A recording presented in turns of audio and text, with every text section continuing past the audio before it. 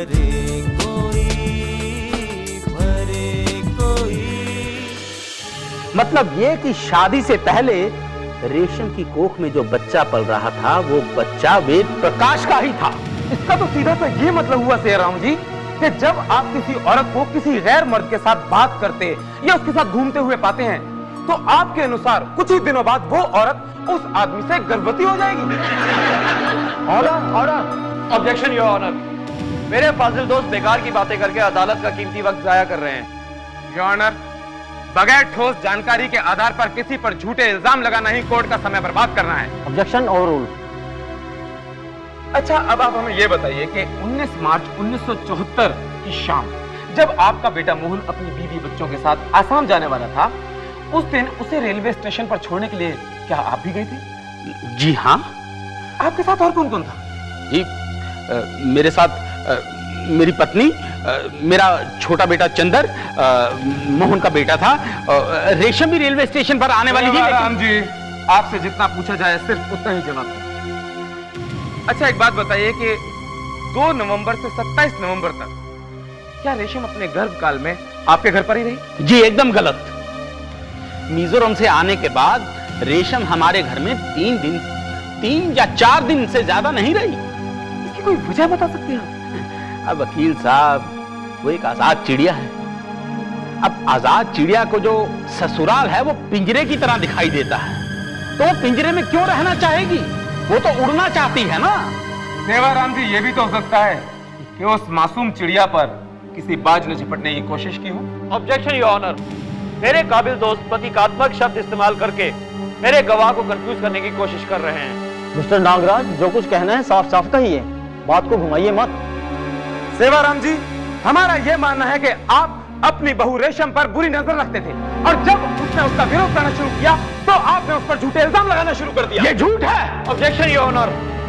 मेरे बुजुर्ग और इज्जतदार गवाह के चरित्र पर कीचड़ फेंकने की बेहुदा कोशिश की जा रही है। Objection sustained.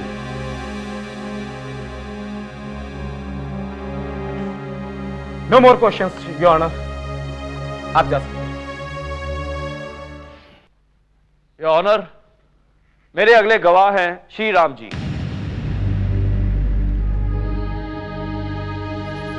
श्री राम जी, आप सेवाराम जी को कैसे जानते हैं? हम अच्छे मित्र हैं।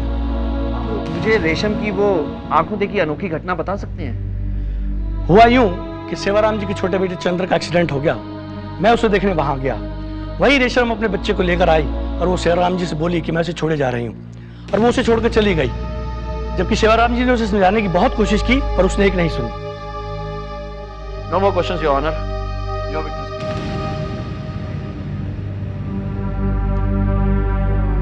श्रीराम जी, आप किस तारीख को सेवाराम जी के घर गए थे? तारीख तो मुझे याद नहीं। लेकिन आप चंदर से मिलने गए थे जिसका हाल ही में एक्सीडेंट। जी हाँ। तो आप ये बताएंगे कि चंदर के कहां-कहां चोट लगी? उसके दाहिने पैर में चोट थी और शरीर पर कई जगह खरोंचों के निशान थे। मतलब दाहिने पैर की हड्डी टूट गई थी? हड्डी तो शायद नहीं टूटी थी, पर वो चारपाई पर लेटा हुआ था और चलने फिरने के काबिल नहीं था। Point to be noted your honour. Shri Ram ji के बयान के मुताबिक चंदर के पैर में इतनी चोट थी कि वो चलने फिरने के काबिल नहीं था, जबकि सेवाराम जी ने अपने बयान में कहा है कि उसी दिन चंदर उनके साथ रेलवे स्टेशन गया था। अब अदालत ही इस बात का फैसला करे कि इनमें से किसका बयान सही है और किसका गलत। यह कोर्ट आज यही मुलतवी की जाती है। मोहन की माँ जो अपना वकील है ना, गांधी, अरे बड़ा धांसू है। देखना अगली तारीख पर कैसी धज्जियां उड़ाएगा। अरे उनका वकील क्या नाम है वो, सांप कोबरा क्या? अरे पागल, सांप कोबरा नहीं, नागराज। क्या बात है बेटा? अरे बेटा, बात क्या है बता ना। पापा, सुनने में आया है कि अगली तारीख को वो लोग कोई खास धमाका करने वाले हैं। अरे बेटा, कौन सी तोप चलाने वाले हैं? तू फिक्र ना कर, सांच को आंच नहीं, सब टाएं टाएं फिस हो जाएगा। पापा, जहां धुआं है वहां आग तो जरूर होगी। You can proceed. Thank you your honour. Your honour, इस सिलसिले में मैं सबसे पहले कैप्टन मोहन के अर्दली भीम सिंह को बुलाना चाहूंगा। इजाजत है। भीम सिंह, आप कैप्टन मोहन के यहाँ कितने साल तक अर्दली रहे? करीब 4 साल, लेकिन एक दिन अचानक हटा दिया गया। वजह? ये तो साहब ही बेहतर जानते हैं। अच्छा, आप अपनी मेम साहब के बारे में बताएंगे, रेशम जी के बारे में। उनका चरित्र कैसा था, स्वभाव कैसा था? मंदिर में रखी मूर्ति जैसी है मेम साहब। अच्छा, आप हमें यह बताइए कि क्या उनके मेजर पंजाबी के साथ कुछ गलत तरह के संबंध थे? बिल्कुल नहीं। हाँ, मेम साहब जरूर हंसमुख स्वभाव की हैं। अगर उनके इस हंसमुख स्वभाव की वजह से उनके चरित्र पर कोई गलत अंदाजा लगाए तो उसमें मेम साहब का क्या दोष है? That's all, Your Honor. You're a witness, Mr. Gandhi.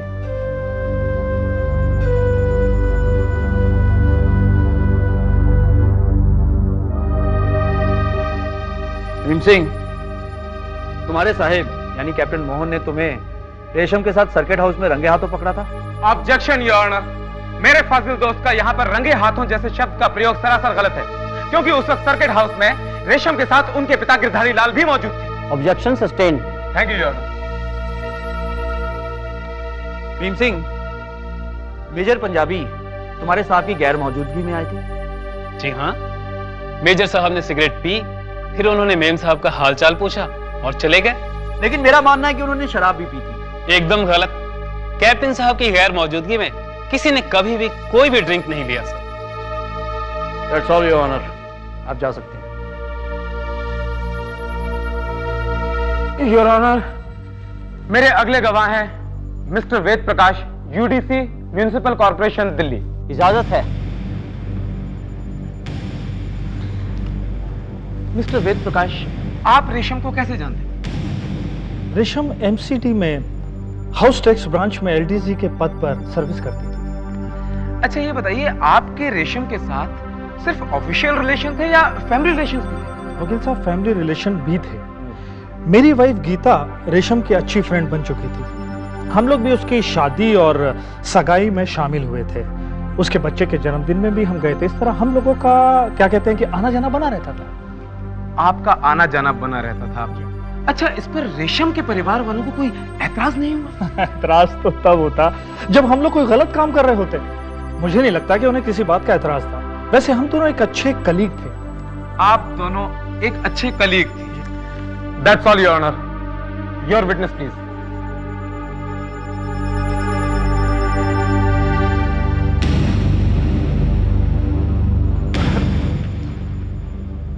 Mister Ved Prakash, MCD के ऑफिस में और भी लेडी स्टाफ होगा?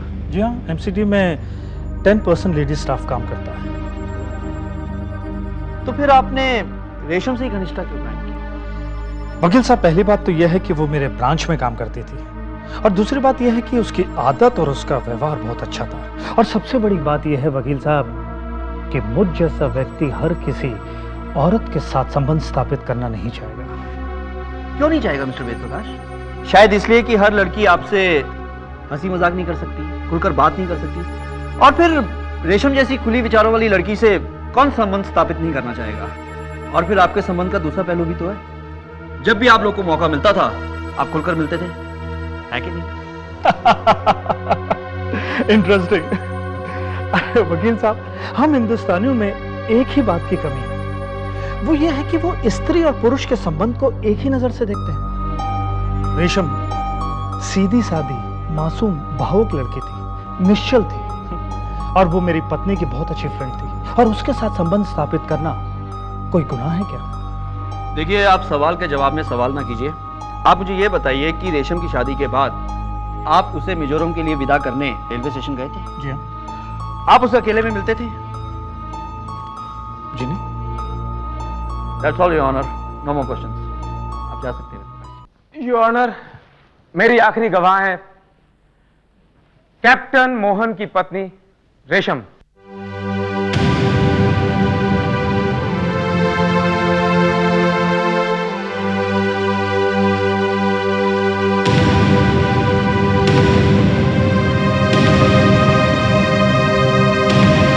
तो आपके खिलाफ साजिश रची जाने लगी, आप पर बुरी नजर डाली जाने लगी। जी हाँ, 19 मार्च सन 1974 साजिश का क्लाइमेक्स था। सोची समझी स्कीम के मुताबिक जब मैं मोहन के साथ मायके जाने लगी तो मेरे बच्चे को जानबूझकर ससुराल में रख लिया गया।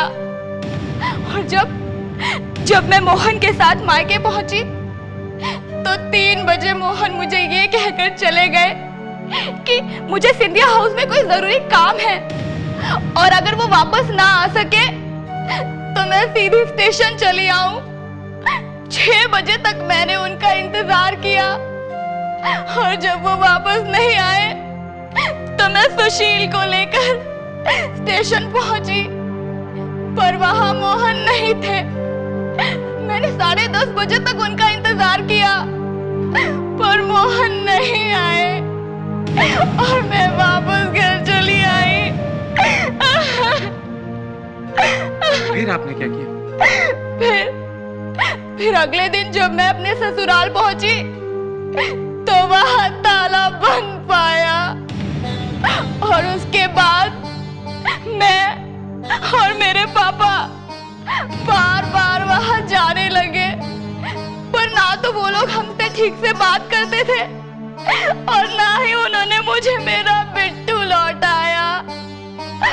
फिर उसके बाद मैं पापा के साथ मोहन के पास मिजोरम भी गई, पर मोहन ने मेरे साथ छल कपट किया। जज साहब, छल कपट किया। शांत हो जाइए मिसेस रेशम, शांत हो जाइए। That's all, Your Honor. Your witness, please. हाँ तो मिसेस रेशम, ये जो साहब हैं वेद प्रकाश शर्मा, जो आपके ऑफिस कुलीग हैं, उन्होंने अपने बयान में कहा है कि उनका जो बयान है वही मेरा बयान है। अब आप आगे पूछिए। यानी कि वो आपके अच्छे मित्र हैं? जी हाँ। तो क्या अच्छे मित्रों को ऐसे रोमांटिक खत लिखे जाते हैं? जाने आपके प्यार में ऐसा क्या जादू है कि एक पल भी आपसे अलग नहीं होने देता। ये सब आपने बंगला में वेद प्रकाश शर्मा को लिखा। क्या यही हमारी संस्कृति है? आपको वकील किसने बनाया? Order, order. मिसेस रेशम, ये अदालत है। जज साहब, मैं माफी चाहती हूँ, लेकिन मैं वकील साहब से पूछना चाहूंगी कि जब वेद प्रकाश को बंगला आती ही नहीं तो मैं उन्हें बंगला में पत्र क्यों लिखूंगी? और जिस रोमांटिक भाषा का अभी वकील साहब ने प्रयोग किया वो तो मुझे मोहन ने हिंदी में डिक्टेट की थी और मैंने बंगला में लिखी थी। बाद में उसमें मेरा और वेद प्रकाश का नाम जोड़कर अदालत को गुमराह किया जा रहा है। मिसेस रेशम, मेरा ये मानना है कि आपने मिस्टर मोहन और उसकी फैमिली के साथ क्रूरतापूर्ण व्यवहार किया है। वकील साहब, बिना सबूत अदालत में चिल्लाने से कोई नतीजा नहीं निकलेगा। तो आपके पास ऐसा कोई सबूत है कि आप मेरी बात को झुठला सकें? जी हाँ, मेरे पास एक ऐसा ठोस सबूत है जिसके पेश होते ही सारी सच्चाई अदालत के सामने आ जाएगी।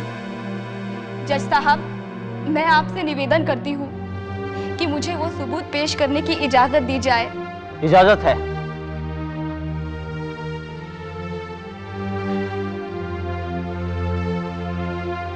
मैं अपने माननीय ससुर श्री सेवाराम जी से अनुरोध करती हूँ कि वो एक बार फिर से आकर कटघरे में खड़े हों।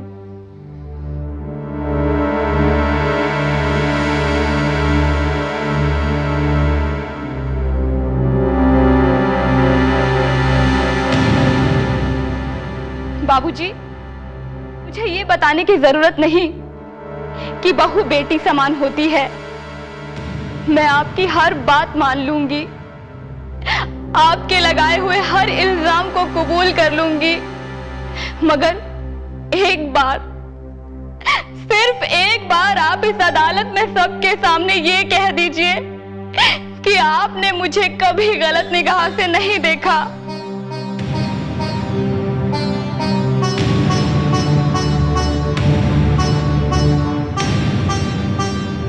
बाबूजी, आप चुप क्यों हो गए? बोलते क्यों नहीं? आपकी ये खामोशी ही मेरा सबसे बड़ा सबूत है। जज साहब, मेरी यही बदकिस्मती है, यही बदनसीबी है कि मेरे बाप आप समान ससुर की शक्की और वासना भरी निगाहें हर वक्त मेरा पीछा करती रहती थी और मुझ पर मानसिक तनाव बनाए रखती थी। और मेरे पति जो मुझसे बेइंतहा मोहब्बत करते थे, अपने माँ बाप के बेजा हुक्म के सामने सर झुका देते थे। बस अब मुझे इसके आगे और कुछ भी नहीं कहना है जज साहब, कुछ भी नहीं। अब मैं फैसला आपके हाथ छोड़ती हूँ जज साहब। अब आप भी फैसला कीजिए जज साहब, आप